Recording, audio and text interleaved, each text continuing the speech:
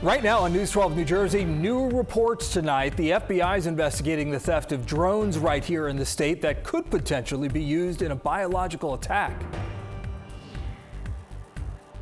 We don't have speed cameras in New Jersey, but Garden State drivers keep getting tickets for them across the river. The staggering numbers and cost ahead. Police sending out an alert tonight about a new scam targeting people across the state.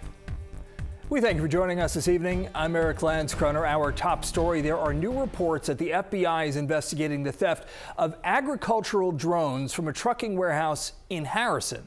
News 12 New Jersey's Chris Keating has more on why the devices could be a major security threat.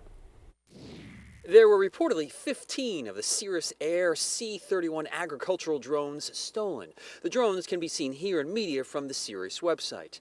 These are not your normal drones used for videos. These are drones used in farming to treat crops with pesticides or fertilizers. Each drone weighs about 500 pounds and carries 40 gallons of liquid. However, the FBI is said to be investigating because these types of devices could potentially be used in some type of a biological attack. According to published reports, the drones were taken from the CAC trucking company in Harrison after a driver arriving at the site provided phony paperwork and an email confirming he had a right to take the drones. A representative from CAC at that facility in Harrison did not want to speak with us on the matter today. Meanwhile, the FBI and Harrison police have so far not responded to our requests for information on this matter. In Harrison, I'm Chris Keating, News 12 New Jersey. A lockdown earlier today at Northern Valley Regional High School in Old Tappan. Police were called around 11:30 this morning after a student reported that another student may have had a weapon in school. Officers say that the student in question had an air pistol and is now facing charges. The lockdown was lifted by 1 p.m. A Gloucester County man will spend the next 12 years in prison for selling drugs. Prosecutors say Ian Dudley from Williamstown sold over 17 pounds of methamphetamine and 1 ounce of fentanyl to an undercover federal agent. Dudley's accused of selling drugs across Camden and Gloucester counties. The suspected shooter at the White House Correspondents' Dinner Saturday has been charged with attempting to assassinate the president, among other charges. Cole Thomas Allen appeared in federal court in Washington, D.C. for the first time Monday. The 31-year-old's accused of charging through a security checkpoint and opening fire. President Trump and high-level officials were rushed away to safety.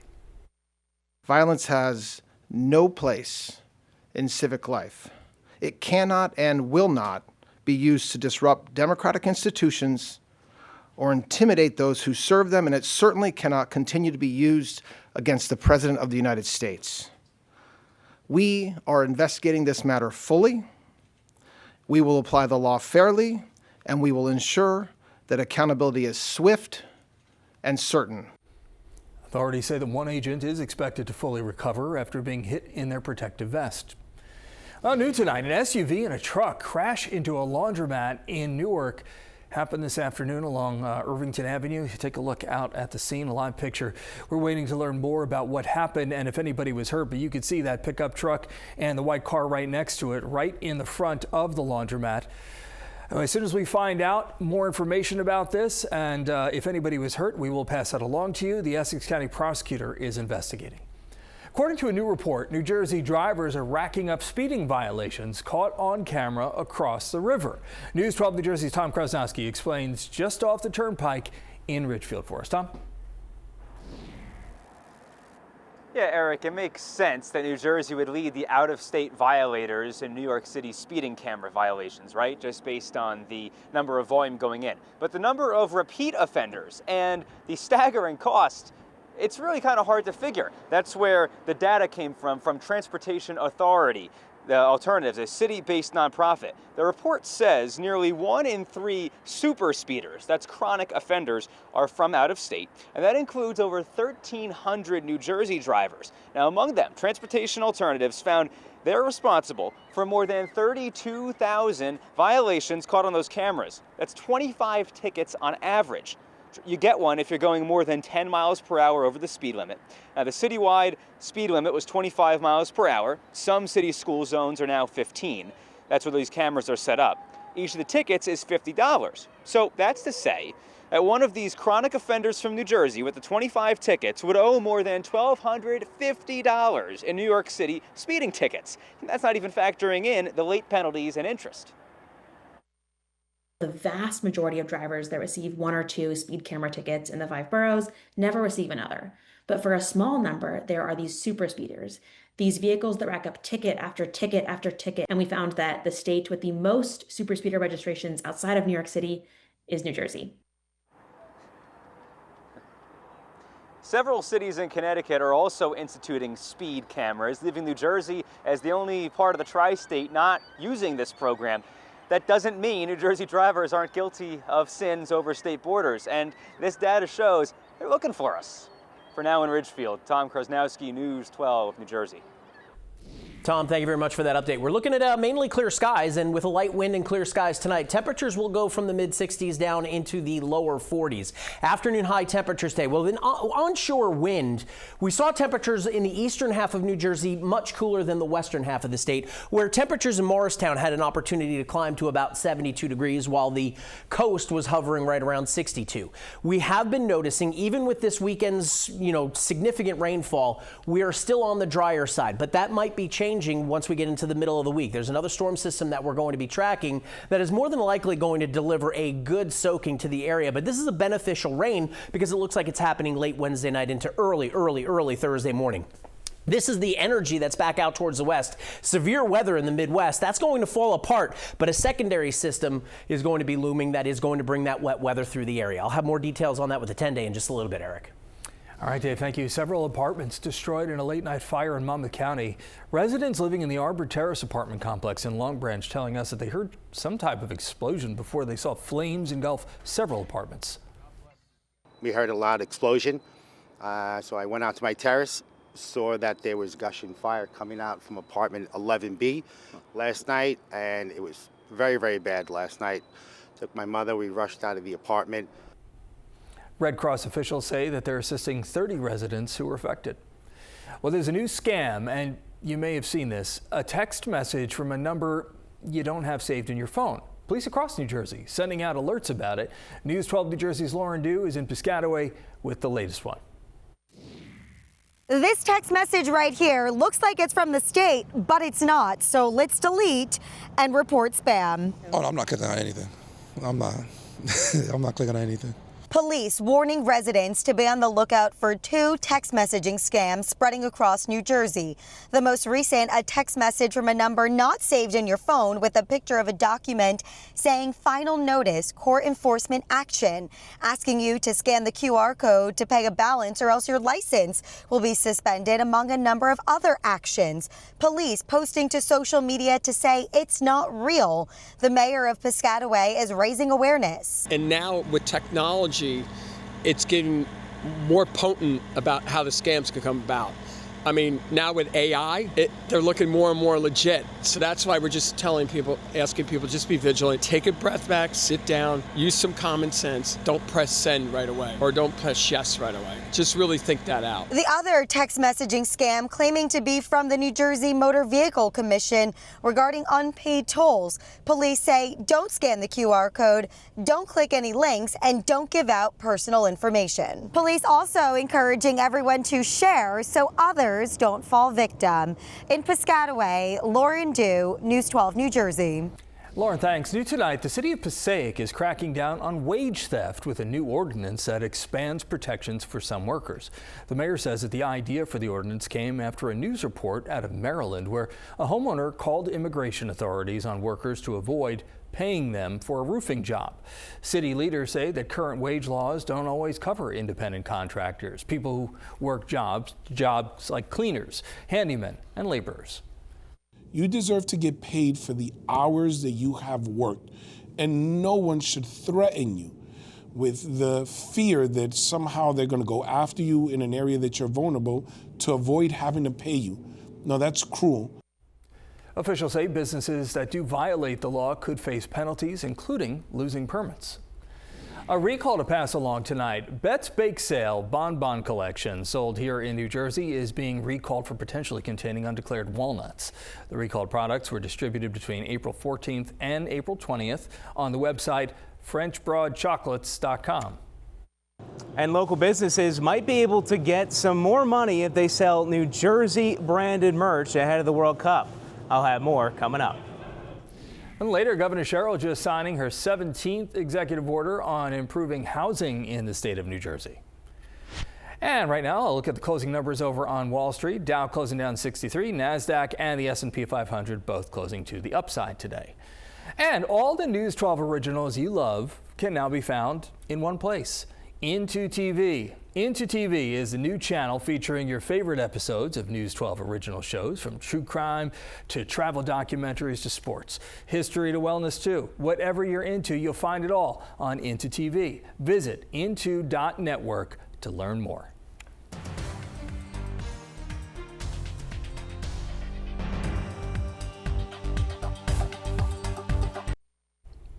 Ahead of the World Cup, there has been lots of talk about New York getting a top billing over New Jersey, despite the fact that, of course, games are here in the Meadowlands. Well, now Congressman Josh Gottheimer is weighing in with a new bill to give New Jersey a marketing advantage. News 12's Jack Ford has the details.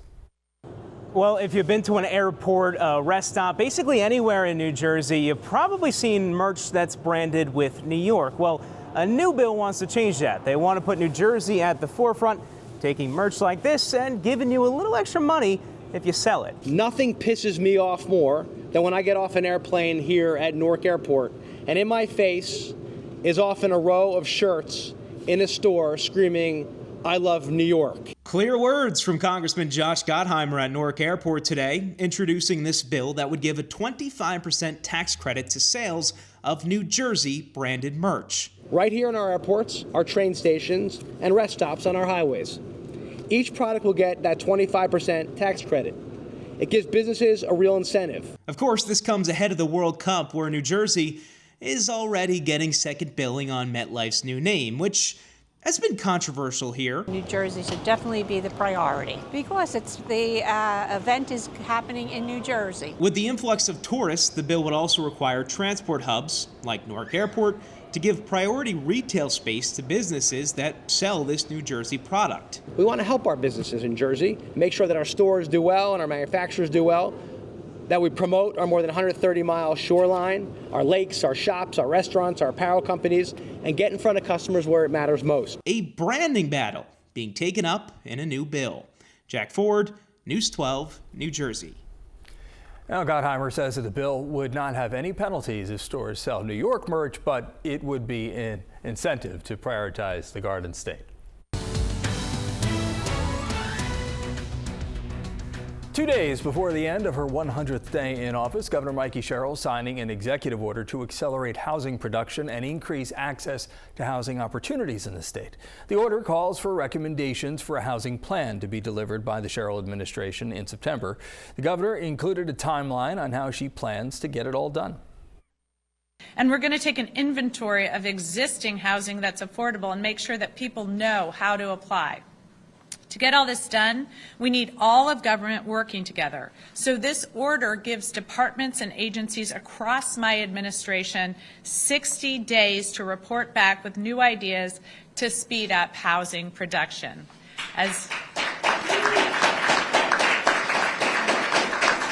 Some of the key issues that the order is said to address: define housing goals for the administration, track and accelerate housing production, coordinate funding and financing processes for housing development, create an inventory, and increase access to affordable housing opportunities. On new tonight, the merger of Kean University and New Jersey City University just got another approval. The Middle States Commission on Higher Education advanced the consolidation after more than a year of intensive planning and collaboration between the two institutions. The merger is set to close July 1st when Kean takes control of NJCU. After the U.S. Department of Education review is complete in August, the Jersey City campus will be renamed Kean Jersey City. And speaking of college, a mother-daughter duo from Newark will be graduating together next month. Jonna Banks and her mother, Jatina Wells, earned their associate degrees in applied science at Berkeley College. Their story is marked with financial hardship and mental health struggles. Wells decided to go back to school to make a better future and encourage her daughter to do the same. The two will return to Berkeley to complete their bachelor's. An early congratulations to them both. In Ocean County, a photo is making the rounds on social media. Take a look at this. The Marine Mammal Stranding Center posted this photo of a gray seal next to a stranded sailboat over in Mantoloking. The seal is probably just enjoying the warm sun after such a wet weekend. It was kind of miserable. And some good news out of Warren County. The 3 of 4 bald eagles that were admitted to the Raptor Trust earlier this month have been released. The birds were all found in the same area, weak, on the ground, but after some intensive care, proper diet and exercise, they're all stable, doing much better. 3 birds have been tagged with federal bans. The 4th has to remain in treatment. Let's get things over to Dave Kern, talk about the weather. We had, Saturday was miserable. Yeah. Yesterday was actually much better. Today was beautiful. Yeah, today was fantastic. Today is probably going to be the absolute best day of the upcoming week. It does look like we see a little bit of cloud coverage moving in for tomorrow. Temperatures all week long are going to be subpar in the mid-60s because there's more of an ocean influence to this forecast, and we'll be tracking some beneficial rain showers for the middle of the week. 64 dropping down into the 40s later on tonight. Probably a little bit cooler than the forecasted 48. Light winds and a clear sky usually allows temperatures to drop off fairly dramatically, and I do think that's pretty much going to be the case. All across New Jersey, again, late in the evening, we've got temperatures in the 60s and 70s. Pleasant, absolutely beautiful day. The Dome of Delight has been anchored over the northeast. That has provided for a protective cover, keeping the storms and the clouds at bay. But this fair weather system is going to move away. That's going to bring back more of a south-southeasterly wind. That will keep things on the chillier side, and that's also going to allow some clouds and the possibility of some rain showers to start moving in sometime late on Wednesday. Now, timing the rain on Wednesday is still going to be back and forth until probably tomorrow, but it does look like the wet weather should hold off until Wednesday afternoon, late afternoon into the evening hours, and then end before daybreak on Thursday. So the clouds are going to be collecting as we go through the day tomorrow. It's a mixture of sun and clouds, more clouds than sun by the afternoon. And with that onshore wind, we'll look for temperatures to be in the lower 60s. 67, 68 is normal for this time of year. We're looking for daytime highs tomorrow to be in the lower 60s. Partly cloudy skies late Tuesday night into early Wednesday morning, overcast by Wednesday afternoon, and then here comes the rain that'll be moving in right around dinner time. I'm thinking it's hopefully going to be out of here just after the evening drive on Wednesday evening, but there are going to be moments where we're going to get a significant soaking out of this, and there could be some grumbles of thunder and some flashes of lightning. Nothing severe, but there is that opportunity for some thunderstorms, especially in southern sections of New Jersey. That's for Wednesday. Should be out of here on Thursday, and unfortunately, it looks like we've got another storm system for Saturday. More details on the forecast coming right up. All right, Dave, thanks. She is shaping historical figures literally one sculpture at a time. They're exquisite. Meet the local artist whose work is seen all over the world. From the president to the Pope, an internationally known sculptor helped shape history with her own 2 hands. Statues that come to life in sculptor Carolyn Palmer's North Jersey studio.